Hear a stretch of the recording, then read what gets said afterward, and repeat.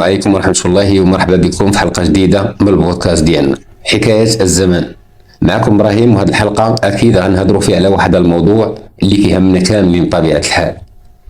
الوقت كيدور، اللي واش عمرك حسيتي براسك مثلا في التلفو ودازت الأيام ولقيتي راسك لتحت، ولا بالعكس كنتي عايش ظروف صعيبة ولكن الزمان قلب الموازين وصبحتي عايش عيشة مزيانة.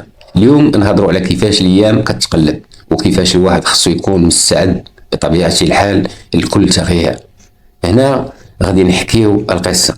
هاد القصة وقعت لواحد الشاب اللي سميتو عثمان بطبيعة الحال، اللي كان خدام في واحد المحل ديال بيع الملابس.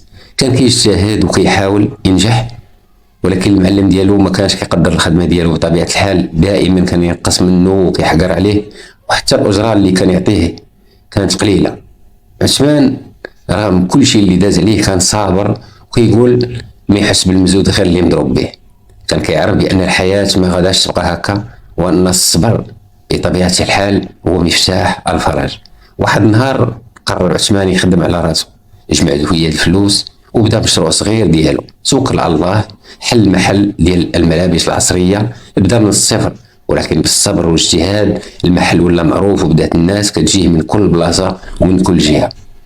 والصدمة الكبيرة بطبيعة الحال المعلم القديم ديالو تسد عليه المحل بطبيعة الحال بسبب أزمات مالية متكررة، وكان خاصو يخدم بطبيعة الحال عند عثمان.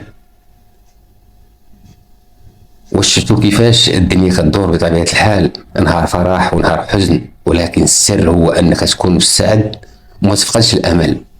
لأن العبرة من هاد القصة، الحياة كتشبه العجلة، مرة لفوق ومرة كدور لتحت، ولكن اللي كيتعلم الصبر والاجتهاد كيربح دائما في النهاية. ماشي مهم فين كنتي، ولكن المهم فين ناوي توصل بطبيعة الحال. كونوا أقوياء، خدموا على راسكم، وما تخليش الإحباط يوقفكم بطبيعة الحال، حيث كل تأخيرة فيها خيرة بطبيعة الحال. معكم إبراهيم، نتمنى تكون عجبتكم الحلقة ديال اليوم، وخليوا لي التعليقات ديالكم على شنو تعلمتوا من هذه القصة وشنو استفدتوا، المواضيع اللي باغيين نناقشوهم في الحلقات الجاية بطبيعة الحال. حتى الحلقة الجاية تذكروا دائما أن الوقت كدور، وخليكم مستعدين دائما للتغيير.